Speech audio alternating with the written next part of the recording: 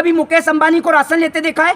कभी टाटा बिरला को राशन लेते हुए देखा है? या फिर कभी किसी नेशनल चैनल के पत्रकार, चाहे वो अर्नब गोस्वामी हो, अमीश देवगन हो या अंजना ओम कश्यप हो, किसी को आपने राशन लेते देखा है या सुभाष चंद्र को राशन लेते देखा हो? तो उसका जवाब है नहीं। अच्छा, गरीबों के प्रधानमंत्री हैं, इससे पहले गरीबों के प्रधानमंत्री हैं, तो सुभाष चंद्र सबसे बड़ा भिखारी है क्या? देश का सबसे बड़ा झूठा प्रधानमंत्री नाम आएगा मोदी। तो उसमें गलत क्या क्या है? देश के प्रधानमंत्री जी ने जिस तरीके से इस देश की जनता को पिछली बार पागल बनाया, 2 करोड़ रोजगार के नाम पर नौजवानों को पागल बनाया, किसानों की आय दुगनी करने के नाम पर किसानों को पागल बनाया, देश के साथ झूठ बोलकर, देश को बुलेट ट्रेन का सपना दिखाकर भारतीय ट्रेनों की हालत को खस्ता कर दिया, बुरा हाल कर दिया। आपने देखा होगा किस तरीके से ट्रेनों के हादसे हुए, रेलों के हादसे हुए। तो इस बात को कहना कि हमारे देश के प्रधानमंत्री झूठ बोलते हैं, क्या गलत कहा लोगों ने? बताइए ना आप मुझे। मोदी जी कह रहे हैं कि कांग्रेस ने तबाही मचा रखी है देशों में। वो तो सबको पता है कि किसने तबाही मचाई है और किसने विकास किया है। तबाही मचाने का काम तो आपने किया है। इस देश के पूर्व प्रधानमंत्री, चाहे वो फिर मनमोहन सिंह हो, चाहे अटल बिहारी वाजपेयी जी हो, चाहे लाल बहादुर शास्त्री जी हो, इस देश के पूर्व प्रधानमंत्रियों ने इस देश के विकास के लिए काम किया। लेकिन इस देश के एकमात्र प्रधानमंत्री नरेंद्र मोदी हैं, जिन्होंने इस देश को बेचने में, तोड़ने में, लड़ाने में, झगड़ाने में कोई कसर नहीं छोड़ी है। बात आप याद रखिए। 85 करोड़ लोगों को अनाज दिया है, आप बता रहे काम ही नहीं किया है। 85 करोड़ लोगों को अनाज दिया है। आप एक बात मुझे खुद ये समझाइए, आपको मानसिक दिमाग से पागल है, आपकी समझ में तो आता नहीं है। एक बात मुझे बताइए, इस देश के अंदर कभी मुकेश अंबानी को राशन लेते देखा है? कभी टाटा बिरला को राशन लेते हुए देखा है? या फिर कभी किसी नेशनल चैनल के पत्रकार, चाहे वो अर्नब गोस्वामी हो, अमीश देवगन हो या अंजना ओम कश्यप हो, किसी को आपने राशन लेते देखा है या सुभाष चंद्र को राशन लेते देखा हो? तो उसका जवाब है नहीं।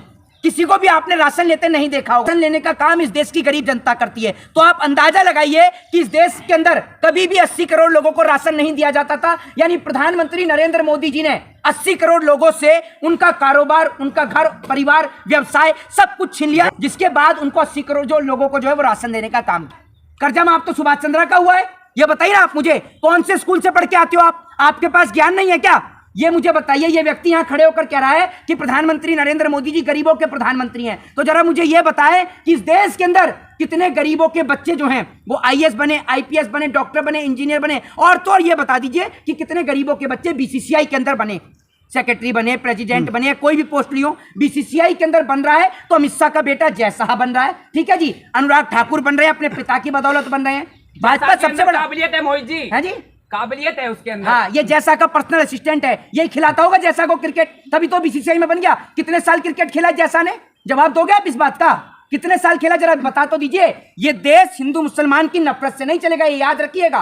टीवी चैनल पर बैठकर 24 घंटे हिंदू मुस्लिम करने से, मंदिर और मस्जिद करने से देश नहीं चलता। देश चलता है इकोनॉमिक से। एक समुदाय से दूसरे समुदाय से लड़ाई लगवाना चाह रही है, मोदी जी कह रहे हैं। अच्छा, ये मोदी जी को नहीं पता कि लड़ाई लगाने का काम तो आपकी पार्टी के नेताओं का है। कोई आपकी पार्टी का नेता प्रॉफिट मोहम्मद साहब के ऊपर टिप्पणी करता है, कोई आपकी पार्टी का नेता SC ST OBC के ऊपर टिप्पणी करता है, और आपको तो सबसे ज्यादा तकलीफ है। आप कह रहे हो लड़ाने की, आपको तो सबसे ज्यादा तकलीफ हो रही है जाति का जनगणना कराने से भी। क्यों नहीं कराते आप जाति का जनगणना? इस देश के अंदर सड़क छाप लोग जो अंबेडकर साहब को, बाबा साहब को गाली देते हैं ना, वो इसलिए गाली देते हैं क्योंकि उन्होंने उनको कभी पढ़ाई नहीं है। जिस व्यक्ति ने बाबा साहब को पढ़ लिया वो कभी उनको गाली दे ही नहीं सकता। ये बात आप याद रखिए। इसी देश में तो चलता है कि जात पात के नाम पर कि भैया यह छूते यहाँ नहीं बैठेगा, यह छूते तो हमारे साथ खाना नहीं खाएगा। इसलिए वो जनाब चले गए कोलंबिया चले गए, जहां पर टैलेंट को पूजा जाता है। वहां आपसे जात, आपकी कास्ट, आपका रिलीजन, आपका धर्म नहीं पूछा जाता। ये बात आप याद रखिएगा। इस देश की आजादी में सभी की सहभागिता रही है, सभी का योगदान रहा है, चाहे वो हिंदू हो, मुस्लिम हो, सिख हो या ईसाई हो।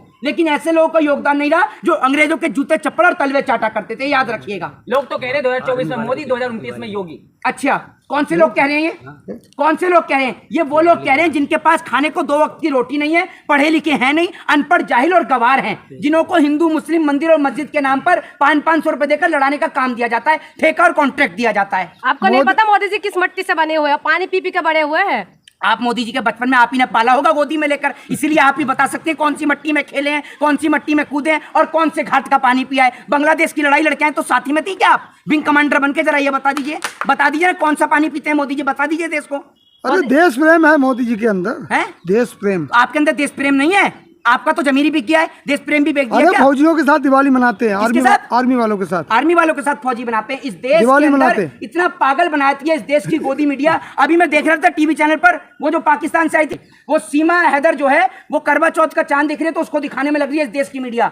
वो सरहद पे खड़े जवान जो अपने घर पर दिवाली नहीं मनाने आ पाते, ईद नहीं मनाने आ पाते, होली नहीं मनाने आ पाते, उनको नहीं दिखाती। मोदी जी तो गए थे ना, मोदी जी तो गए थे। तो मोदी जी से कोई ये पूछे कि आप ये जो मध्य प्रदेश में रैलियां कर रहे हैं, छत्तीसगढ़ में रैलियां कर रहे हैं, अभी आज गोवर्धन का पर्व है, फिर भैया दूज का पर्व है, आप क्यों नहीं मनाते फौजियों के साथ? फौजियों से इतना ही प्यार है आपको तो मोदी जी तत्काल प्रधानमंत्री पद से इस्तीफा दीजिए, अमित शाह जी को गृह मंत्री पद से इस्तीफा दीजिए, और जयशाह को बीसीसीआई से निकालिए, और योगी जी को मुख्यमंत्री के पद से निकालिए, और आप चारों के चारों जाकर बॉर्डरों की रक्षा करिए। जिनके पास मोदी जी के राशन पर जीवित हैं, जिन्हों के बच्चे पढ़े लिखे हैं नहीं और वो खुद भी पढ़े लिखे हैं नहीं। और मुझे एक आप जगह बता दीजिए, ऐसा डाटा आप मुझे दे दीजिए, अभी मोदी जी ने अपना यूट्यूब चैनल खोला, अगर इस देश की जनता मोदी जी को वोट देती, मोदी जी को चाहती, तो मोदी जी के यूट्यूब चैनल पे फॉलोअर्स होने चाहिए थे। अच्छा 17 मिलियन तो है ना, 17 मिलियन, 17 मिलियन, तो 17 मिलियन ही मोदी जी के फॉलोवर है। फिर इसके अलावा बाकी का वोट कैसे मिलता है? इसका जवाब आपको स्वयं मिल गया कि बाकी का वोट ईवीएम की हेराफेरी से मिलता है। और मैं आपको बता देता हूं कि मध्य प्रदेश हो, छत्तीसगढ़ हो या राजस्थान हो, यहां पर भाजपा हार रही है, लेकिन साल 2024 के अंदर भारतीय जनता पार्टी ईवीएम के बलबूते पर जीतेगी। और ये इसलिए हार रही है विधानसभा का चुनाव क्योंकि उनको पता है कि अगर हम यहां पर जीत गए और वहां भी जीत गए तो ईवीएम पे सवाल खड़ा होगा। दिवाली बनाने के लिए कह रहे 3 दिवाली बनाएंगे 3 दिसंबर के दिन, एक दिवाली 3 दिसंबर को बनने वाला है। अच्छा 3 दिसंबर को दिवाली बनी है, 22 जनवरी को बनेगी। लोगों के घर का आपने दिवाला निकाल दिया और आप दिवाली मनाने की बात कर रहे हैं? हैं? नहीं, 3 दिवाली आप मनाने की बात कर रहे हैं, दिवाला निकल गया लोगों का। इस देश के अंदर लोग बेरोजगारी से परेशान है। आप बाजारों में जाकर देखिए, त्योहारों की कोई रौनक नहीं बची है, लोग 2 वक्त की रोटी के लिए परेशान है और ये दिवाली मनाने की बात कर रहे हैं। देश की जनता का दिवाला निकालकर अपने उद्योगपतियों का कर्जा माफ करने वाली मोदी सरकार दिवाली मनाने की बात कर रहे, वास्तु मुझे आपकी लग रही है। इतना क्यों आपको तिलबिलाट उठती है? मोदी जी के बारे में अगर कोई कुछ कह दे तो आपकी आंख से क्यों आंसू टपकते हैं? मोदी जी आपका रिश्तेदार हैं, पड़ोसी हैं, आपके भाई बंधु हैं, आपको इतनी तकलीफ होती है मोदी के नाम से सुनने से, तो एक काम करिए, अपने मोदी को बोलकर इस्तीफा दिला दीजिए। मोदी के खिलाफ कोई नहीं बोलेगा, काहे नहीं सुन सकते आप मोदी के खिलाफ हैं? आप एक बात मुझे बताइए, मोदी से कोई साठगांठ है आपकी? कहते जो राम को लाए हम उनको लाएंगे, अयोध्या मंदिर भी बनने वाला है। आपके पापा को कोई लेके आए या आप ये मुझे बताइए, आपके पापा आपको लेके आए या आप अपने पापा को लेके आए?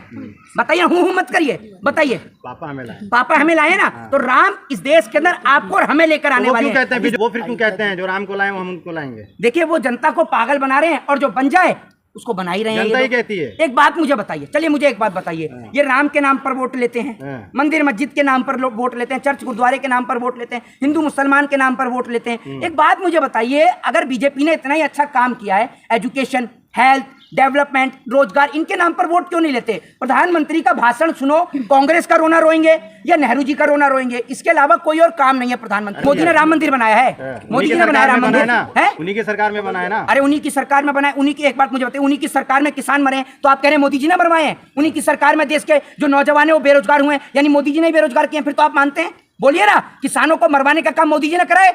अगर राम मंदिर का श्रेय मोदी जी लेते हैं तो किसानों को मरवाने का श्रेय भी मोदी जी लेंगे। बताइए, मरवाए किसानों? मोहित शर्मा, लोग कह रहे हैं कि जो 2024 का चुनाव है वो मोदी जी की जो उपलब्धियां हैं उसके आधार पर वोट देगी जनता। मैं आपसे कहता हूं, आप मोदी जी की 10 उपलब्धि गिनवा दो, गिना दो।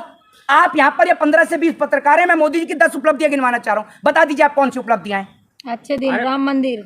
ये अच्छे दिन क्या, कौन सी योजना है? अच्छे दिन अमृत फ्लाईओवर बन गए देश में, शौचालय बन गए। बताइए, इतने फ्लाईओवर बन गए देश में, पहले हाँ पता है, हाँ सबसे पहले क्या शौचालय है? शौचालय, इससे पहले तो आप शौचालय करते नहीं थे, सड़क पर खेत में करते होंगे। ये व्यक्ति दिल्ली में खड़ा हुआ है और कह रहा है शौचालय, इससे पहले लोटा लेके जाते थे, गाँव में लोटा लेके जाते थे पहले। अब आप एक बात मुझे बताइए, आपने कितने साल लोटा लेकर गई हैं? आप में से सभी लोगों का गांव होगा, तो एक बात मुझे बताएं, आप गांव जाते ही होंगे त्योहारों पर, तो मुझे ये बताएं कोई भी एक पत्रकार कि आज कौन कौन सा पत्रकार मोदी जी के बनाए शौचालय में जा रहा है? इस देश में पहली बार पैखाना घोटाला हुआ। बताइए, आप जाते हैं मोदी जी के बने शौचालय में? आप जाते हैं लोटा लेकर? बताइए ना। तो मोदी जी बनवा दिया, आप कौन? हाँ, तो मोदी जी के शौचालय में गए हैं कभी? अरे पूरे देश में बन रहे हैं, ये कह रहे पूरे देश में बन रहे हैं, तो कहाँ है बताओ? दिल्ली में कहाँ है मोदी जी का शौचालय? हर घर में बना, गाँव में जाके, हर घर में बना है। आपके घर में मोदी जी ने शौचालय बनाया, गाँव में जाके करते थे क्या? और बताइए, चलिए, जहाँ झुग्गी वहाँ मकान है, जहाँ झुग्गी वहाँ मकान। तो बताइए कितने झुग्गी वालों को मकान मिल गया? ये तो यहाँ तो बुलडोजर चल रहे हैं लोगों के घरों पर। गांव में तो कितने आवास मिले हैं? तो आपको तो मिल ही गया होगा, 4-5 करोड़ के मालिक तो आप बन ही गए होंगे, आप तो वैसी झुग्गियों में रहते हैं। तो बताइए ना, कितने झुग्गी वालों का इंटरव्यू ले लिया आपने? बताइए, फ्लाईओवर जो देश में बन गए, इतने कितने फ्लाईओवर बन गए? 4 फ्लाईओवर का नाम गिनाइए, बताइए ना। हाँ, क्या कर रहे हैं ये? आप क्या समझ रहे हैं? ये जो ये नेशनल चैनल की डिबेट है, कोई अनपढ़ जाहिल गवार मूर्ख लोग हैं यहाँ पर। बताइए ना, इनके पास बोलने को कुछ नहीं है, सिर्फ जनता को राशन है। 5 किलो राशन, 5 किलो राशन तुमने कभी लिया है? लिया है? तुमसे बड़ा भिखारी तो कोई है नहीं इस देश में। पत्रकार से बड़ा भिखारी किसी को नहीं मानता। ये वो लोग हैं जो अपना जमीर बेच चुके हैं, तो आपसे बड़ा तो कोई भिखारी नहीं है। 5 किलो राशन की इस देश की जनता को जरूरत नहीं है। वो कहते हैं उनके बच्चों को रोजगार मिल जाए। अगर किसी के बच्चे को रोजगार मिलेगा, बेहतर शिक्षा मिलेगी, तो 50,000 की नौकरी करने वाला 5 किलो राशन भर सकता है। और 5 किलो राशन को पकाओगे कैसे? कच्चा चावल और कच्चा गेहूं खा लोगे। सिलेंडर उज्ज्वला योजना के मुताबिक सिलेंडर दे रहे हैं। हाँ, उज्ज्वला योजना के मुताबिक सिलेंडर दे रहे हैं। कितने सिलेंडर दे दिए जरा ये तो बता दीजिए। आपके घर में आया है कुछ सिलेंडर? है दिया तो है ना महिलाओं गरीबों को मिला। दिया नहीं, दिया भी ना दिया, दिए का भी तेल निकाल के लोग बेच रहे हैं अयोध्या में, देख नहीं रहे आप? ये हालत है बेरोजगारी का आलम है, तो पागल ना बनाए। लखनऊ से अयोध्या तक 5-6 घंटे लगते थे, आज इतनी अच्छी रोडें बन गई कि 2 घंटे में इंसान पहुंच जाता है। तो पैदल ही चले जाते होंगे आप। ये 2 घंटे पता नहीं कौन सा नक्शा है। झूठ बोलने में पत्रकार माहिर है। 2 घंटे में कोई भी गूगल पे जाके सर्च करे, अगर नक्शा दिखा दे दिल्ली से लखनऊ का, तो जो करने को तैयार है। नहीं, लखनऊ से अयोध्या, लखनऊ से अयोध्या 2 घंटे में। पहले 4 घंटे लगते थे। फ्लाइट उड़ा दी क्या सीधा डायरेक्ट? अरे इतनी अच्छी रोडें बना दी योगी जी ने। अच्छा, योगी जी ने, योगी जी क्या कंस्ट्रक्शन का भी काम कर रहे हैं? बेलदारी मजदूरी भी करे। पहले तो मोदी जी फैक्ट्री में लगे हुए थे, 24 घंटे काम, 18 घंटे काम कर रहे थे। अब योगी जी को भी लगा दिया क्या कहीं? तो जनता को पागल ना बनाए। जय हिंद, जय भारत, वंदे मातरम।